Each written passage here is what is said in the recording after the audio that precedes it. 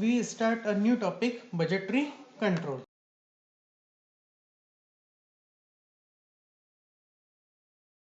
Budgetary control is the system of management control and accounting in which all operations are forecasted and so far as possible planned ahead and the actual result compared with the budgeted plan. The establishment to budget relating the responsibility of employee and regular comparison of actual with budgeted result to keep current performance in line with the budgeted target. Basically budgetary control जो है वो दो word से मिलके बना है, budgetary plus control. Budgetary का मतलब होता है कि कंपनी जो है वो अपना क्या करती है, फ्यूचर प्लान बनाती है, अपनी एक्टिविटी से रिलेटेड, अपने फंक्शन से रिलेटेड, अपने डिपार्टमेंट से रिलेटेड फ्यूचर प्लान बनाती है, प्लानिंग करती है, जिसको मॉनेटरी टर्म में शो करती है। और कंट्रोल का मतलब होता है कि जो प्लान आपने बनाया है और एक्चुअल में जो आपने काम किया है, क्या उसके बीच में कोई डिफरेंस है या नहीं, जैसा आपने सोचा वैसा काम हुआ या नहीं, अगर काम नहीं हुआ है तो क्यों नहीं हुआ, उन रीजन को फाइंड आउट करना और उन रीजन को दूर करना, वो क्या कहलाता है आपका बजटरी कंट्रोल। तो बजटरी कंट्रोल में क्या होता है, कंपनी प्लान बनाती है, प्लान बनाने के बाद में उसको चेक करती है कि जैसा हमारी काम प्लानिंग हमने की थी वैसा काम हो रहा है या नहीं। इस बजटरी कंट्रोल में क्या होता है कि एम्प्लॉय की रेस्पॉन्सिबिलिटी भी फिक्स कर दी जाती है कि पर्टिकुलर एम्प्लॉय ये पर्टिकुलर काम करेगा। उसके बाद में ये देखा जाता है कि क्या उस एम्प्लॉय ने अपनी रेस्पॉन्सिबिलिटी फुलफिल की है या नहीं। अगर फुलफिल की है तो आप उसको अचीवमेंट के लिए आप उसको रिवॉर्ड्स दो, मोटिवेट करो। और अगर उसने फुलफिल नहीं किए तो सबसे पहले आप ये पूछोगे क्या रीजन थे कि आप अपना काम पूरा नहीं कर पाए, और उसके बाद में आप उसको पनिश भी कर सकते हो।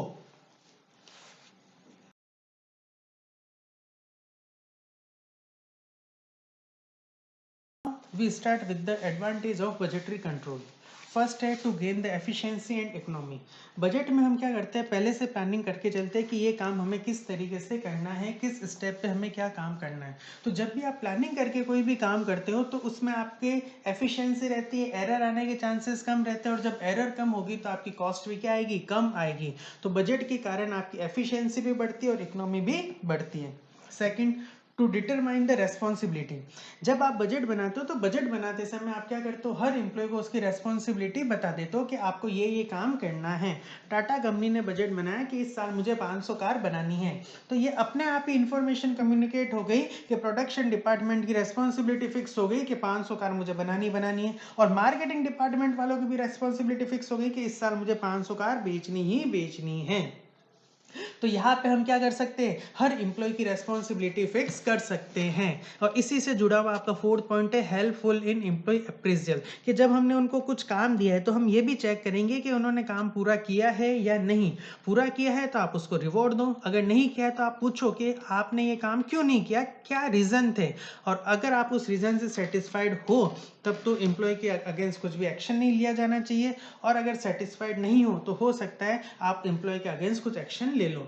कोऑर्डिनेशन का मतलब होता है टीम वर्क। एक इंडिया की टीम केवल अकेला सचिन तेंदुलकर नहीं जिता सकता, विराट कोहली नहीं जिता सकता, उसके लिए पूरा टीम वर्क होना जरूरी है। जितनी मेहनत बॉलर को करनी पड़ती है उतनी ही बैट्समैन को भी करनी पड़ती है। तो अगर एक कंपनी के बजट, प्लान, विजन, मिशन को आपको अचीव करना है तो सारे डिपार्टमेंट, चाहे वो फाइनेंस हो, मार्केटिंग हो, एचआर हो, सबको मिलके काम करना पड़ेगा। Optimum utilisation.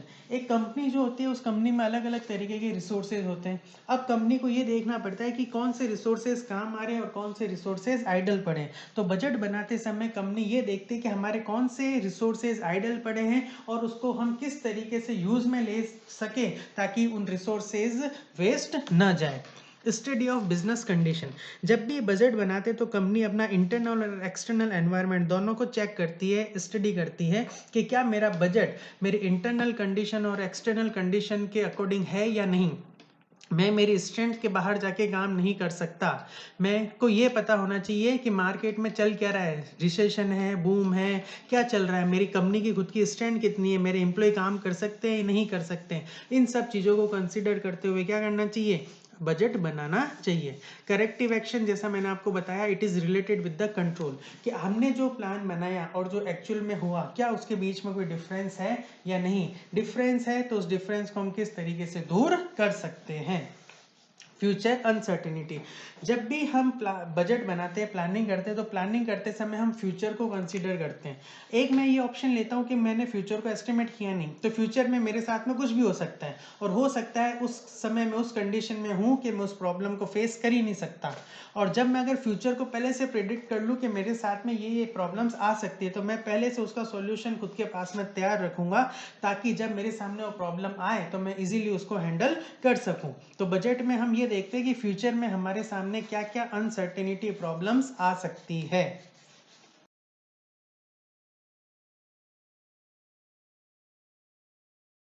नेक्स्ट है limitation of budgetary control, not substitute of good management. Budget में बेसिकली क्या होता है, हम प्लानिंग करते हैं, फ्यूचर को कंसीडर करते हैं, बट केवल बजट के थ्रू मैनेजमेंट नहीं होता है। मैनेजमेंट की जगह बजट नहीं ले सकता। मैंने केवल बजट के बेस पे एक कंपनी ग्रो नहीं कर सकती। उस बजट को अचीव करने के लिए मैनेजमेंट करना पड़ता है। तो budget is not a substitute of good management. Based on estimation, basically जब हम बजट बनाते हैं तो बजट फ्यूचर को एस्टिमेट करके बनाया जाता है, और एस्टिमेशन सही हो ये जरूरी नहीं है।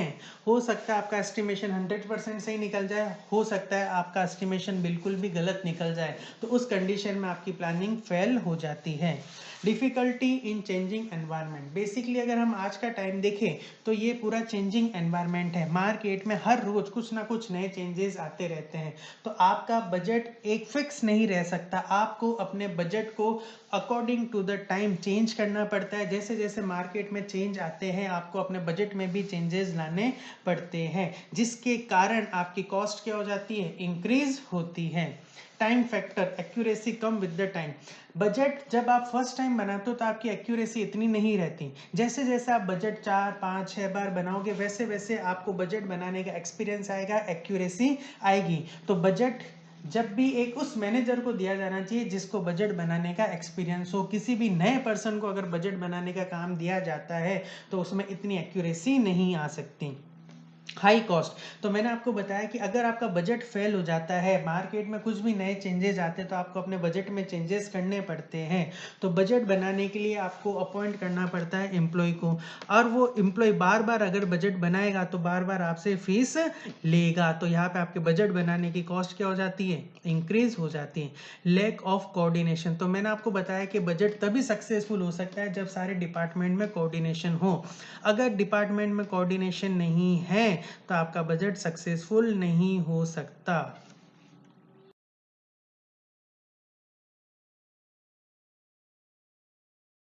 We discuss objective of budget. First है प्लानिंग। जैसा कि मैंने आपको बताया, बजट में हम क्या करते हैं, फ्यूचर को एस्टिमेट करके चलते हैं। तो फ्यूचर को एस्टिमेट करना होता है प्लानिंग। प्लानिंग का मतलब क्या होता है कि हम फ्यूचर में क्या काम करने जा रहे हैं, इसकी पहले से हम एक ब्लूप्रिंट बना के चलते हैं, वो क्या कहलाता है, आपका प्लानिंग। तो बजट का जो फर्स्ट ऑब्जेक्टिव है वो है प्लानिंग करना, कि फ्यूचर में कंपनी क्या क्या काम करने जा रही है, उस काम को किस तरीके से करेगी, उस काम को करने के लिए क्या क्या रिसोर्सेज चाहिए, उन सब का एक ब्लूप्रिंट सबसे पहले बना के रखना, वो हमारा क्या कहलाता है, प्लानिंग। बजट का सेकंड ऑब्जेक्टिव होता है कोऑर्डिनेशन एस्टेब्लिश करना। जैसा कि मैंने आपको बताया कि अगर आपको बजट को सक्सेसफुल बनाना है तो वो तभी बनेगा जब आपके सारे डिपार्टमेंट में कोऑर्डिनेशन हो।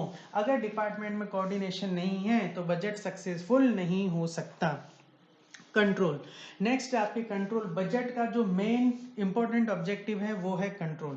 कंट्रोल फंक्शन में हम ये देखते हैं कि हमने जो बजट बनाया, जो हमने प्लानिंग की और एक्चुअल में जो हुआ, क्या उसके बीच में कोई डिफरेंस है या नहीं, जैसा हमने सोचा वैसा काम हो रहा है या नहीं। अगर नहीं हो रहा है तो किस कारण से नहीं हो रहा है, क्या क्या रीज़न है जिसके कारण हमने जो सोचा वो काम नहीं हो रहा है। उन रीज़न को दूर करने के लिए हमें क्या करना पड़ता है, करेक्टिव एक्शन लेना पड़ता है।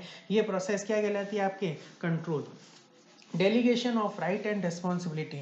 तो बजटरी कंट्रोल में मैंने आपको बताया कि जब भी आप बजट बनाते हो तो बजट बनाते समय एम्प्लॉय की रेस्पॉन्सिबिलिटी उसको दी जाती है कि आपको ये काम करना है। पर मैनेजमेंट में एक रूल है कि एम्प्लॉय को अगर आप कोई रेस्पॉन्सिबिलिटी दे रहे हो तो उस रेस्पॉन्सिबिलिटी को पूरा करने के लिए कुछ अधिकार भी देने पड़ते हैं। तो बजट में क्या होता है कि एम्प्लॉय को कुछ काम दिया जाता है, रेस्पॉन्सिबिलिटी दी जाती है, और उस रेस्पॉन्सिबिलिटी को पूरा करने के लिए कुछ राइट भी दिए जाते हैं, जो कहलाता है delegation of right and responsibility.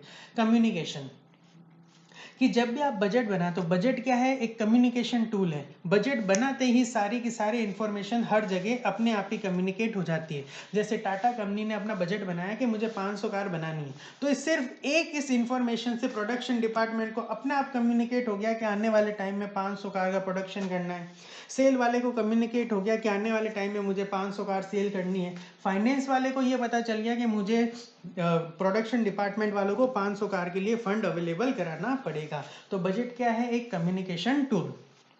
Decision making, budget आपके लिए एक डिसीजन मेकिंग टूल है जिसके थ्रू आप क्या कर सकते हो, डिसीजन ले सकते हो। एक सीधा सा एग्जांपल देता हूँ। एक कोई बाहर की कंपनी, जापान की, यूएस की कोई भी कंपनी आपको आके ये कहती है कि मुझे आपके यहाँ से 100 मोबाइल चाहिए और उस एक मोबाइल के मैं आपको 1000 रुपये दूंगा। तो आप ये ऑफर एक्सेप्ट कैसे करोगे? सबसे पहले आप ये देखोगे कि मुझसे मोबाइल परचेज कर रही है तो मुझे उसके ऊपर प्रॉफिट होगा या नहीं। तो सबसे पहले आप उतनी यूनिट के लिए क्या करोगे, बजट बनाओगे कि इस बजट के थ्रू आप ये देखोगे कितनी कॉस्ट आ रही है, क्या ये 1000 रुपये से कम है या नहीं। अगर वो कॉस्ट 1000 रुपये से कम है तब तो आप उस ऑफर को एक्सेप्ट कर लोगे, नहीं है तो आप ऑफर को एक्सेप्ट नहीं करोगे।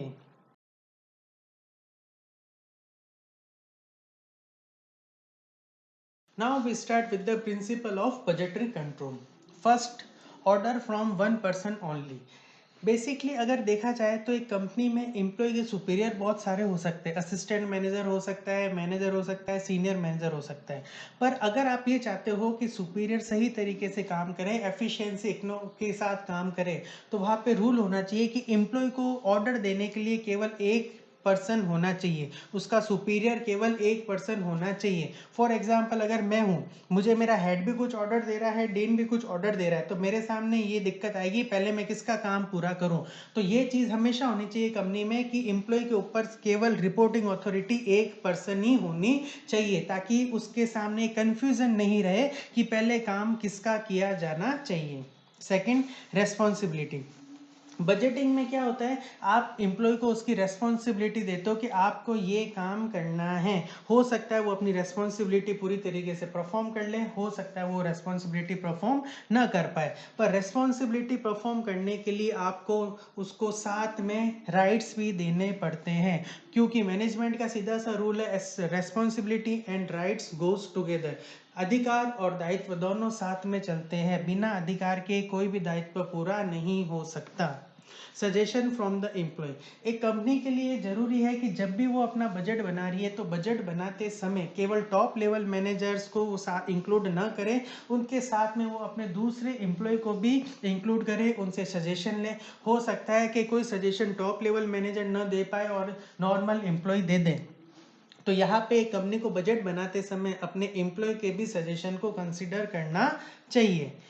कंपेयर द परफॉर्मेंस, बेसिकली जब आप बजट बनाते हो तो बजट में आप ये देखते हो कि हमने जो प्लान बनाया था और एक्चुअल में जो काम हुआ वो उनको कंपेयर करके आप देखते हो कि एक्चुअल में हम कहाँ पे हैं, जो हमने सोचा और जो एक्चुअल में हुआ उसके बीच में कोई डिफरेंस है या नहीं। आप अपनी परफॉर्मेंस कंपेयर करते हो कि आप नेगेटिव साइड हो या पॉजिटिव साइड, और उसी के बेस पर आप क्या लेते हो, करेक्टिव एक्शन लेते हो कि अगर हम नेगेटिव साइड है तो किस कारण से नेगेटिव साइड है और उस नेगेटिव साइड को हम किस तरीके से दूर कर सकते हैं। वेल डिफाइंड ऑब्जेक्टिव, जब भी आप बजट बनाते हो तो बजट का कुछ ऑब्जेक्टिव सेट करना आपको पड़ता है। बजट किसी ऑब्जेक्टिव को पूरा करने के लिए बनाया जाता है, तो जब भी आप अपना ऑब्जेक्टिव बना रहे हो तो ऑब्जेक्टिव वेल डिफाइंड, क्लियर और अंडरस्टेबल होना चाहिए, ताकि हर एम्प्लॉय उस ऑब्जेक्टिव को समझ सके कि ये बजट क्यों बनाया गया है, किस तरीके से उसको पूरा करना है, कितने टाइम में करना है, किन किन रिसोर्सेज के साथ पूरा करना है। तो आपका जो बजट है, उसके ऑब्जेक्टिव है, उनकी लैंग्वेज सिंपल क्लियर होनी चाहिए ताकि सब लोग उसको इजीली समझ सकें।